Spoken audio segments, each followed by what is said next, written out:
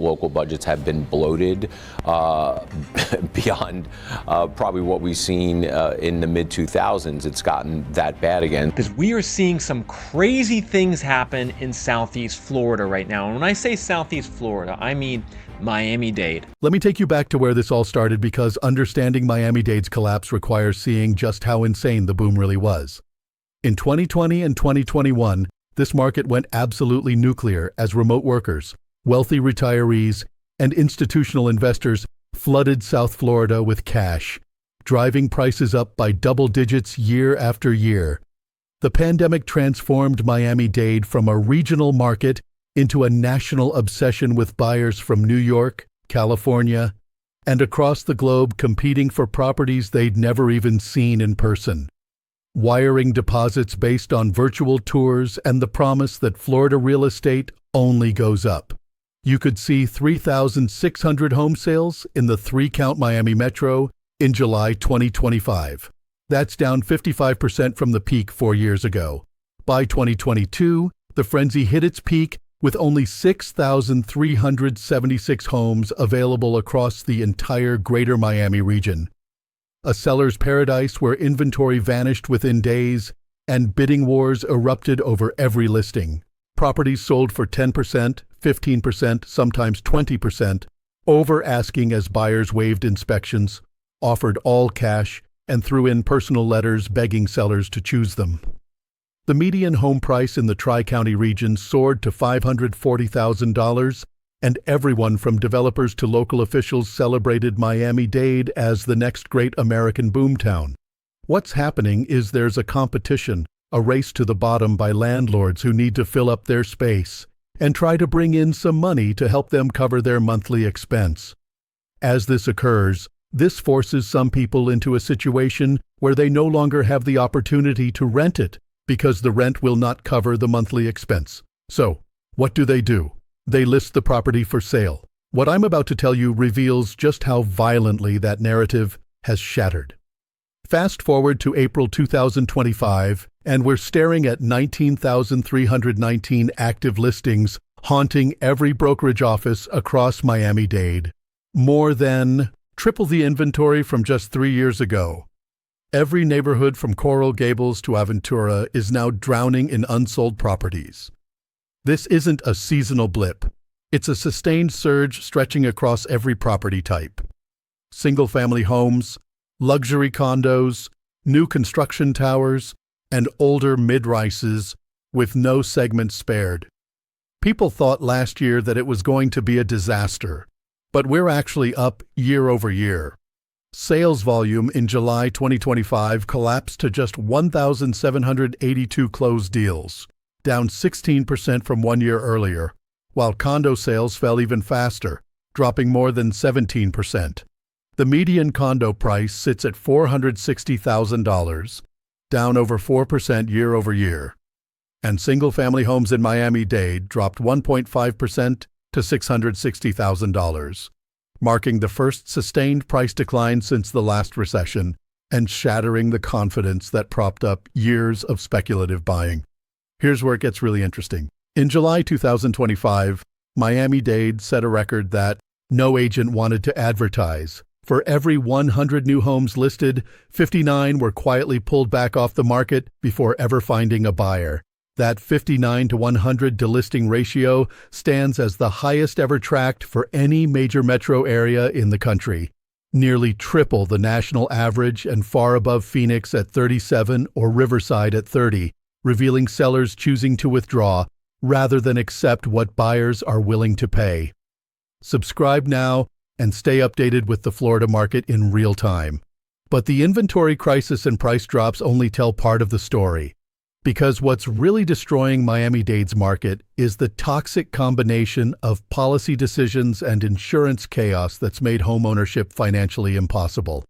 On June 24, 2021, Champlain Tower South in Surfside collapsed at 1:22 a.m., killing 98 people and exposing decades of deferred maintenance and criminally underfunded reserves across aging South Florida condos. Because of this tragedy, state legislators passed sweeping safety mandates requiring milestone inspections and full structural reserve funding for every condo association. Rules designed to prevent future catastrophic failures, but implemented with zero consideration for the financial devastation they would unleash on ordinary homeowners. These new requirements triggered a wave of special assessments across Miami-Dade County that can only be described as brutal, with condo associations hitting owners with bills for $50,000, $75,000, or even $100,000 per unit. One building near Biscayne Bay dropped the news in February 2025. $75,000 per unit. Full payment required within 6 months. Within days, a dozen units hit the market, but most never found buyers because Fannie Mae started blacklisting buildings across Miami-Dade, refusing to back mortgages in any condo where the association couldn't show full reserve funding. In zip code 33131 downtown Bickles core, more than half the towers now face financing restrictions, which means cash buyers hold all the power while anyone needing a mortgage gets locked out entirely. With 17.9% of pending home sales in Miami falling through in March 2025, up from 16.1% a year earlier, buyers are running the numbers and walking away. Miami-Dade County tried to help with a condominium special assessment program offering loans up to $50,000, but the county paused the entire program in August 2025 after demand overwhelmed the system, leaving thousands of condo owners stuck between impossible choices. Then there's the insurance crisis, which has transformed from an annoying cost into the single factor determining whether buyers can even consider Miami-Dade real estate. Policies that cost $2,500 annually in 2021 now routinely exceed $5,000, sometimes $7,000 for waterfront properties, as carriers either flee Florida entirely or jack up premiums to reflect climate risk and hurricane exposure. For buyers trying to calculate monthly costs, a mortgage payment of $2,800 plus association fees of $800 to $2,000 plus insurance of $400 to $600 per month adds up to $4,000 to $5,000 in total monthly outlays just to own a 2-bedroom condo, pricing out anyone earning less than 6 figures.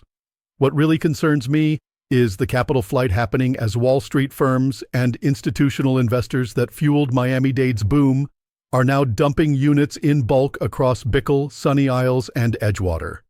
Title records from the second quarter of 2025 show LLC after LLC offloading inventory and abandoning pre-construction contracts. In one new tower on Biscayne Boulevard, nearly a third of pre-construction sales never made it to closing, with investors walking away from deposits rather than complete purchases on properties they knew they couldn't flip or rent for enough to cover carrying costs. For the first time since 2019, Miami is experiencing net population outflow, with more people leaving than arriving. One family in Coral Gables left after their monthly costs jumped $1,200 in less than a year. Another couple, both teachers, relocated to Tampa after their building announced a $40,000 per unit assessment. School enrollment is dropping in districts that scrambled to add capacity just 2 years ago. And even Bickle's luxury towers show signs of stress as units that once commanded waiting lists now sit empty month after month. The political reaction has been a mix of panic and emergency measures that may be too little, too late. The governor, who spent years celebrating Florida's real estate boom, now faces a crisis threatening the entire South Florida economy. In January 2025, he convened a special legislative session specifically to address the condominium crisis, acknowledging publicly that recent safety legislation resulted in unaffordable fee assessments pushing residents from their homes. But here's the problem. Legislation can't fix decades of deferred maintenance overnight, can't reverse the insurance market collapse driven by climate risk, and can't bring back the institutional capital that's already fled to markets offering better returns. The governor can convene all the emergency sessions he wants, but the structural problems run too deep. Aging buildings still need billions in repairs. Insurance carriers still won't write affordable policies in a state they view as uninsurable. And buyers still can't afford monthly costs that exceed what they'd pay to rent. The Tri-County region's median home price dropped to $495,000 by mid-2025, down from that peak of $540,000 3 years earlier, marking the first sustained year-over-year decline since the last recession. The correction is real. The pain is spreading. And the questions facing Miami-Dade don't have easy answers. How many more families get priced out by assessments they can't afford? How deep does the market need to fall before buyers feel confident enough to step back in?